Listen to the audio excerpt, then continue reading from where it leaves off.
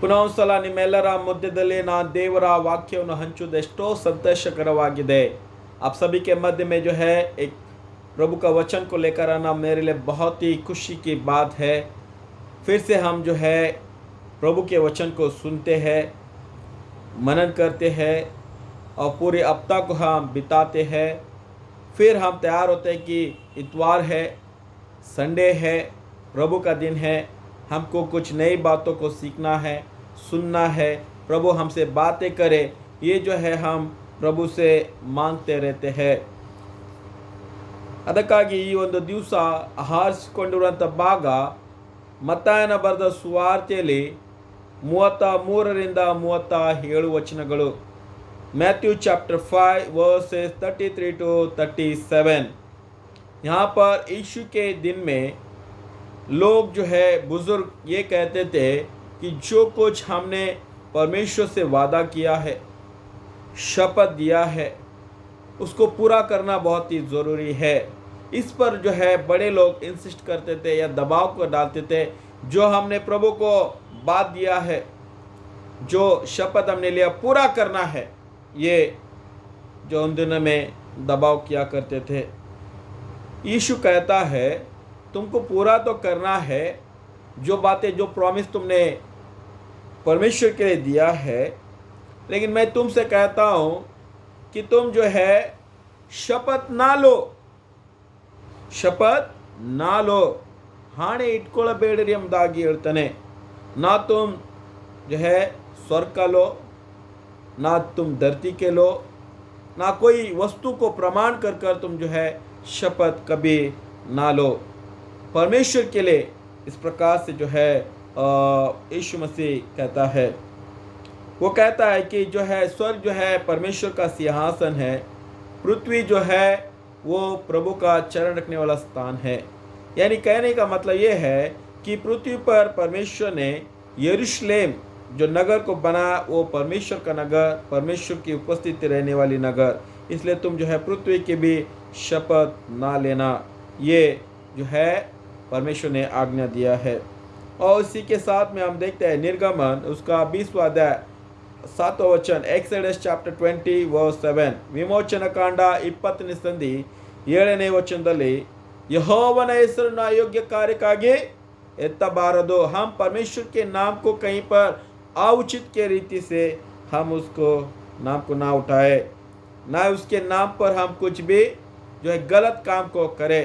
ಆತನ ಹೆಸರು ತಗೊಂಡು ಏನು ನಮ್ಮ ಇಷ್ಟಕ್ಕೆ ನಾವು ಮಾಡಬಾರದು ಎಂಬುದಾಗಿ ಈ ಒಂದು ದೇವರ ವಾಕ್ಯ ನಮಗೆ ಹೇಳುವಂಥದ್ದು ಆಗಿದೆ ಪ್ರಿಯರೇ। ಇಲ್ಲಿ ನಾವು ನೋಡ್ತೇವೆ ಯೇಸು ಸ್ವಾಮಿ ಒಂದು ಮಾತು ಆತನ ತನ್ನ ಶಿಷ್ಯರಿಗೆ ಹೇಳ್ತಾನೆ। यीशु मसीह अपने शिष्यों को ये कहता है कि देखिए कि मुझे जो है पकड़ेंगे लोग, मारेंगे, पीटेंगे और मुझे मृत्यु तक पहुंचाएंगे। इस प्रकार से उन्होंने कहा, और जितने लोग मेरे साथ में हैं वो आप नहीं रहेंगे। इस प्रकार से यीशु ने कहा।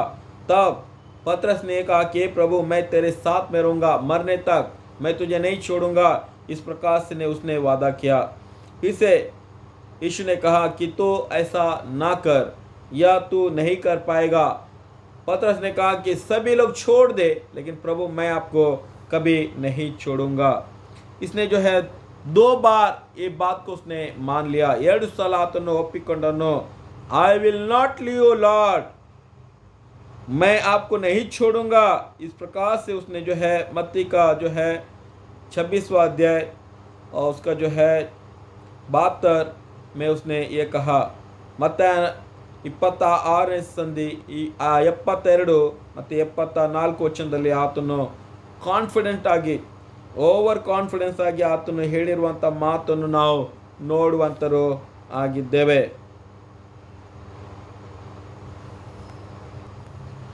ಕೆಲವು ಸಲ ನಾವು ಎಡದ ಓವರ್ ಕಾನ್ಫಿಡೆನ್ಸ್ ಆಗಿ ನಾವು ಎಂದಿಗೂ ದೇವರಿಗೆ ವಾಗ್ದಾನ ನಾವು ಮಾಡಬಾರದು।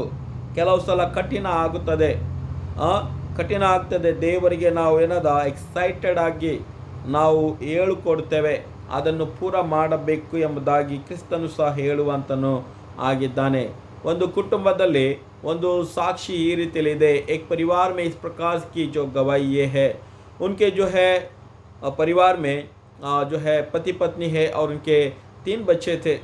एक जो है बेटी का तो विवाह हुआ, शादी हुआ, और उसके बाद में जो है उनका बेटा काम करने लगा और वो कमाता, घर पे सहायता करता। तीसरी बेटी पढ़ाई कर रही थी। इस प्रकार से करते करते एक माँ बाप को एक आशा हुआ कि उनका बेटा जो एक जिम्मेदारी निभाकर अपने परिवार, अपने घर को चलाएगा। और उसके बाद में हम देखते हैं वो बेटा जो है धीरे से अपने काम को जो है बगल में या उसको छोड़ दिया और कुछ सेवा करने वाले लोगों से वो जुड़ गया। और उसके बाद में उसने जो है सेवा में अपनी रुचि को दिखाने लगा। माता पिता ये कहने लगे कि भाई बेटा तू जो है काम पर जा और घर परिवार को तो संभाल। इस प्रकार से उन्होंने दबाव डालने लगे। बेटा ने कहा कि मुझे परमेश्वर बुला रहा है, मुझे इसी में जो है मेरे जीवन को बिताना है, मुझे लग रहा है कि प्रभु मुझे बुला रहा है। तो उन्होंने जो है अपने बेटे को जो अपने ज़रूरत के लिए, अपने घर के लिए बहुत बार उन्होंने जो है इंसिस्ट किया और कहा कि तू काम पर जाकर तू सेवा कर। लेकिन बेटा उस बात को नहीं माना। और जब वे माता पिता अपने जीवन में सोचने लगे कि बेटा ऐसा क्यों कर रहा है, क्यों वो सेवा के बारे में, फुल टाइम सेवा के बारे में सोच रहा है, उसके बाद में हम देखते हैं वो माता पिता ने अपने पिछले दिनों को उन्होंने याद किया। उन्होंने ये कहा था कि जब प्रभु तो एक बेटा देगा तो हम आपको जो है उस बेटे को तेरे लिए समर्पण करेंगे, तेरी सेवा के लिए समर्पण करेंगे। वो माता पिता उस बात को उन्होंने जो है याद कर लिया और ये कहा कि जो वादा हमने प्रभु को किया हम तो पूरा नहीं कर रहे थे, लेकिन प्रभु ने फिर से उस लड़के को, हमारे बेटे को उसने चुन लिया और उसकी जीवन में, उसके मन में सेवकाई का जो है रुचि डाल दिया है। अब हम कौन होने वाले हैं उस बेटे को सेवा से अलग करने वाले।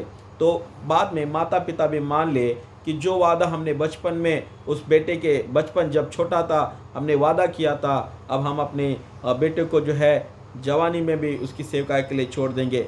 हमारे ज़रूरत प्रभु पूरा करेगा, कैसा जीवन चलना है वो परमेश्वर चलाएगा।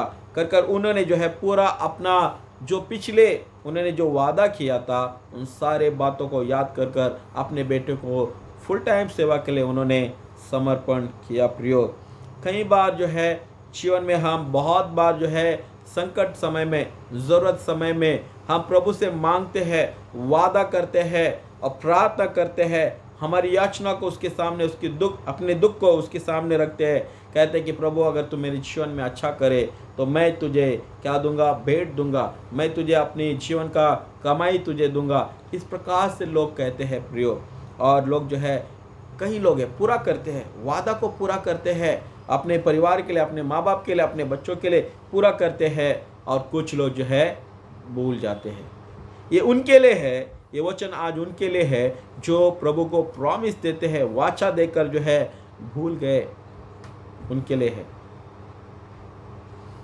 आप जो वादा किया उसे पूरा करना है। परमेश्वर को आपने प्रॉमिस दिया, ಹಾನಿ ಕೊಟ್ಟಿದ್ದೀರಿ, ಪೂರ್ತಿ ಮಾಡಲೇಬೇಕು, ಮಾಡಲಿಕ್ಕೆ ಆಗಲಿಲ್ಲ ಅಂದ್ರೆ ಯಾವುದೇ ರೀತಿಯಲ್ಲಿ ಅದು ಮಾಡಲೇಬೇಕೆಂಬುದಾಗಿ ನಾನು ನಿಮಗೆ ಹೇಳ್ತೇನೆ। ಇಲ್ಲದಿದ್ದರೆ ನಿಮ್ಮ ಯೋಗ್ಯತೆ ಇಲ್ಲ ಅಂದರೆ ದೇವರ ಹತ್ರ ಏನಾದ್ರು ಇಷ್ಟೇ ಹೇಳಿ, ದೇವರೇ ನೀನು ಕೊಟ್ಟು, प्रभु आप मुझे दीजिए, मेरी प्रार्थना को सुनिए। प्रभु इस प्रकार से नम्रता से प्रार्थना करें। कई बार जो है जीवन में हम जो है मांगते हैं। एक उदाहरण इस प्रकार से है कि एक व्यक्ति एक नारियल के झाड़ पर वो चढ़ गया,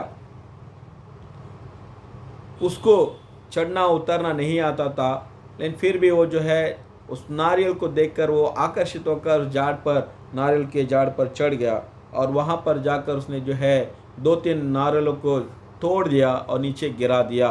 और अब एक समय आया कि उसको फिर से नीचे उतरना है, तो उसको उतरने नहीं आता है। और वो प्रभु से कहता है, प्रभु मेरा जान इस पेड़ पर, इस नारियल के झाड़ पर अटक गया है, तू मुझे बचा, तू मुझे सहायता कर। अगर आप मुझे बचाएंगे तो मैं आपके लिए जो है एक बैल मैं जो है बलि चढ़ाऊंगा। फिर वो जो है प्रार्थना कर कर धीरे धीरे धीरे जो है नारियल के पेड़ से थोड़ा वो नीचे उतर जाता है। उतरने के बाद में वो नीचे देखता है कि मैं अब उतर गया हूँ, थोड़ा मैं आ गया हूँ, तो कहता है प्रभु अगर आप मुझे और पूरी रीति से उतरने की सहायता करेंगे तो मैं आपको जो है बकरी, आपको जो है मैं बलि चढ़ाऊँगा। वादा किया, आंखें बंद किया, फिर से वो धीरे धीरे अपने पैरों को नीचे नीचे लेने के लिए कोशिश किया।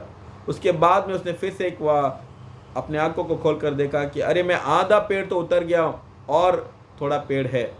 उसके बाद में उसने जो है ये प्रार्थना किया, मन्नत मांगा कि प्रभु अगर आप मुझे पूरी रीति से नीचे उतरने की सहायता, बल, हिम्मत देंगे तो मैं आपको जो है एक जो है मुर्गा बलि चढ़ाऊँगा। इस प्रकार से वो और जो है नीचे उतर गया। उसके बाद में उसको लगा कि फिर आंखें खोल कर देखा कि अरे मैं बहुत नीचे हूँ, अभी तो मैं जो है धुमक कर, कूद कर मैं जो है बच सकता हूँ। तो वहाँ से वो पेड़ से कूद गया, गिर गया और वो वहाँ से चल पड़ा। जैसे गिर गया, उठ गया, जो जो प्रॉमिस उसने डर से, अपने मन में भय से जो किया वो सब कुछ भूल गया और अपने घर निकल पड़ा। कई ऐसे जीवन में लोग हैं, जब डर आता है, संकट आता है, विपत्ति आता है, वे जो है प्रभु को बड़े बड़े वादा करने लगते हैं और जब संकट, विपत्ति उनके जीवन से निकल जाता है तो उन सारे वादों को वो भूल जाते हैं। प्रियो, ये आज मैं बताना जा रहा हूँ। इसलिए प्रियो, मैं ये कहना चाहूँगा कि हम डर कर, भयभीत से हम जो है वादा ना करें।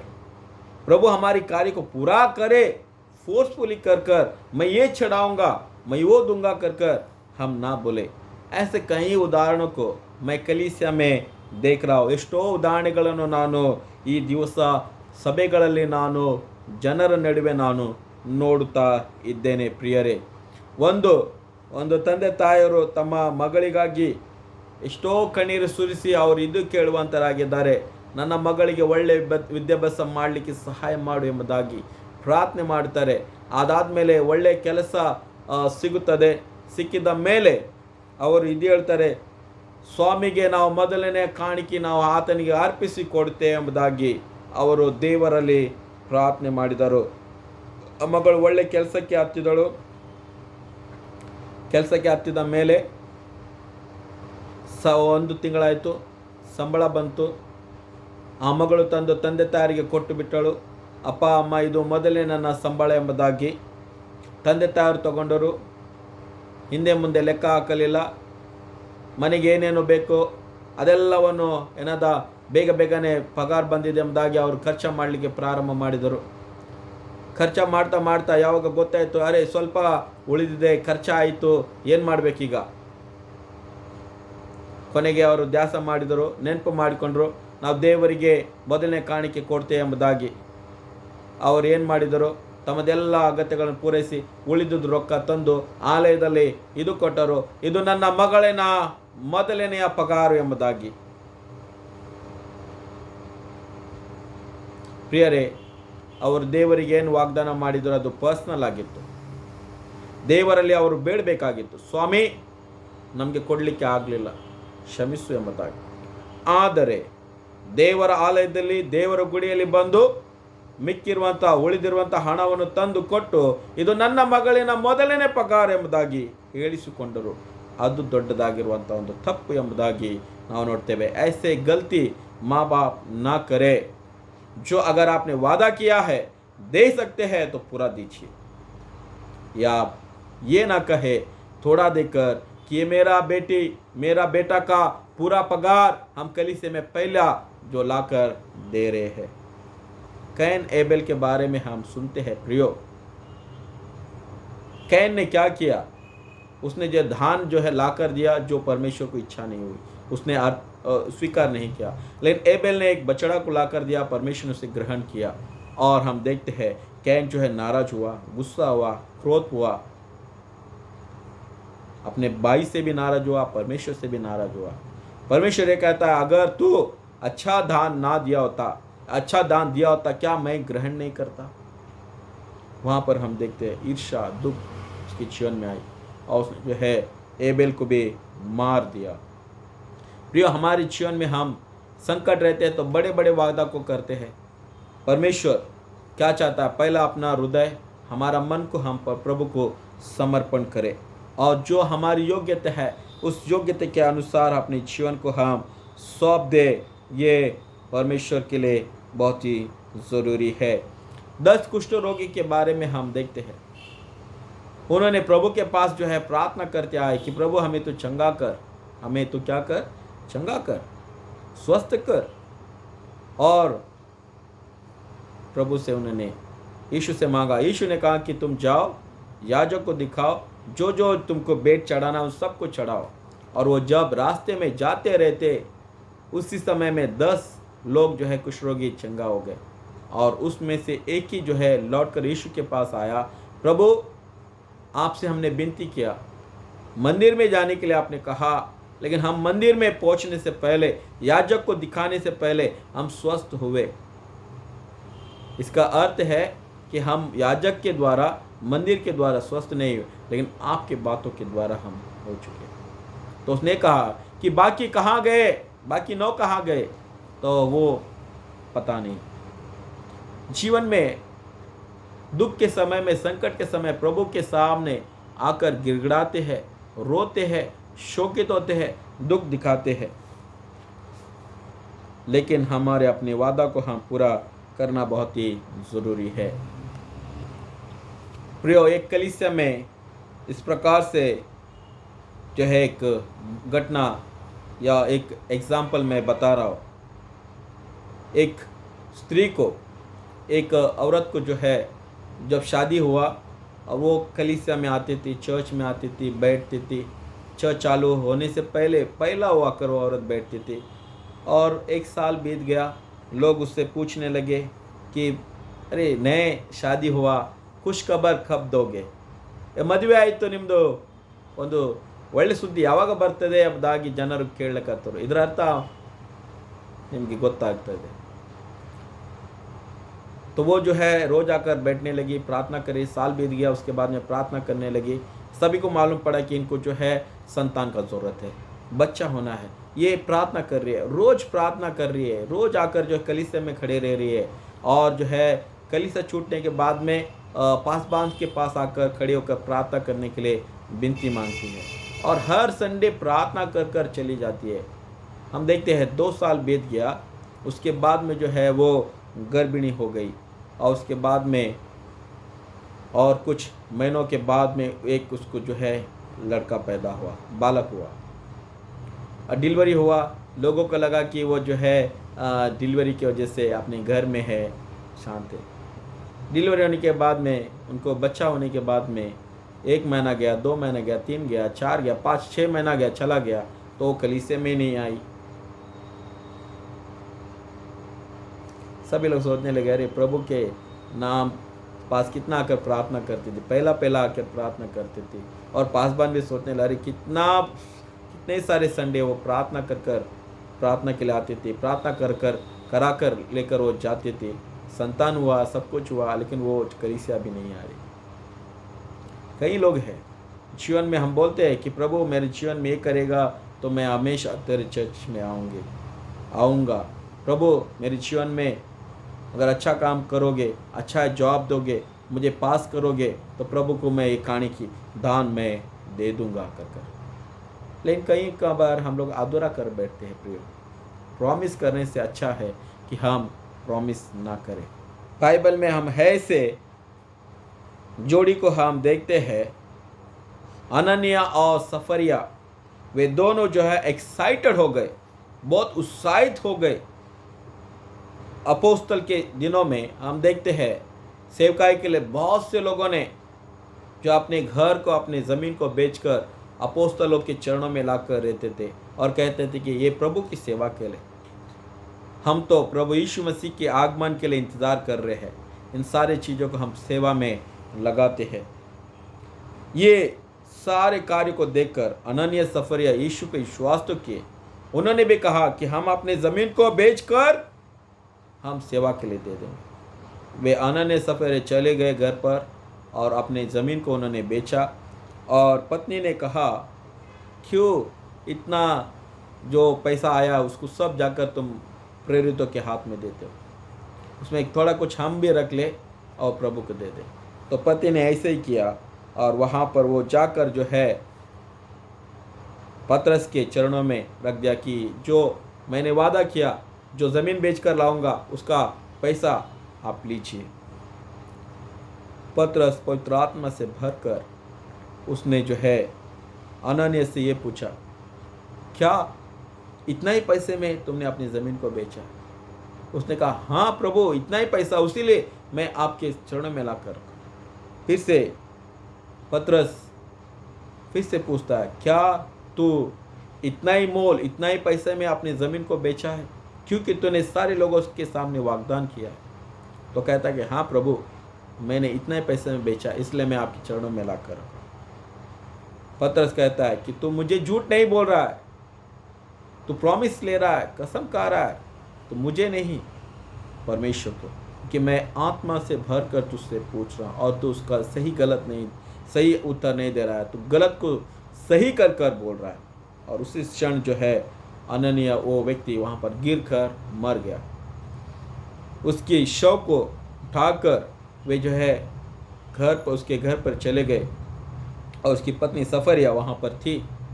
पतरस भीतर गया और सफरे से पूछा, तेरा पति जो है जमीन को बेचा और उसने मुझे इतना ही ला कर दिया, क्या इतना ही पैसे में तुमने बेचा है? सफर कहते, हाँ प्रभु, इतना में ही, इसलिए मेरा पति ने ला कर दिया है। पतरस से कहता है, जब तुम नहीं बेचे थे वो तुम्हारा था, अब जब तुमने वादा कर कर बेचे वो प्रभु का था। शैतान ने तुम्हारे हृदय में क्या भर दिया है? क्यों तुम झूठ बोल रहे हो? कसम के द्वारा तुम झूठ बोल रहे हो। अपनी गलतियों को तुम जो है प्रूव करने के लिए तुम जो है निश्चय से बोल रहे हो। जा बाहर देख, तेरा पति जो है मर चुका है। उस क्षण में हम देखते हैं दोनों मर गए। हम प्रभु के सामने झूठी गवाही को ना दें, गलत कार्यों को ना करें। कौन क्या करेगा ऐसा ना सोचे। प्रभु जो है हर एक बातों की लेखा वो लेता है। प्रियो, कई लोग हैं जो कलीसिया में अफेथफुल है, फेथफुल नहीं है। एक व्यक्ति के बारे में मैंने इस प्रकार से सुना कि उसने सभी लोगों से कहा कि मैं चर्च बांध रहा हूँ, मुझे चर्च के लिए बांधने के लिए सहायता दीजिए। और उसने जो है बहुत से कलीसिया के लोगों से, मसीह लोगों से, अलग अलग जगह में उसने जो है पैसा उठाया। लोगों को विश्वास आया कि वो कलीसिया बांध रहा है, चर्च बांध रहा है। और कुछ दिन के बाद में एक सेवक ने उस व्यक्ति से पूछा, भाई तेरा कलीसिया कब तैयार होगा? तू बांध रहा था, सभी लोग तुझे है दान दिए, मैंने भी कितने लोगों के पास आपको लेकर गया और आपको दान मैंने दिलाया, कब आपका चर्च जो है कलीसिया रेडी होगा? उस व्यक्ति के पास उत्तर नहीं था। उसने कहा कि हाँ, चल रहा है, काम चल रहा है, बताऊंगा। जिस व्यक्ति ने उस व्यक्ति को सब जगह पर घुमाया, उसे पता चला कि उसने जो है कलीसिया बांधने के नाम पर जो है जो दान लिया था, उसने अपने घर के लिए खर्चा करते थे। प्रियो, झूठ ना बोले, झूठी गवाही में मत दो। प्रभु अंधा नहीं कि नहीं देख सकता, प्रभु बहरा नहीं कि नहीं सुन सकता, प्रभु गूंगा नहीं कि नहीं बोल सकता।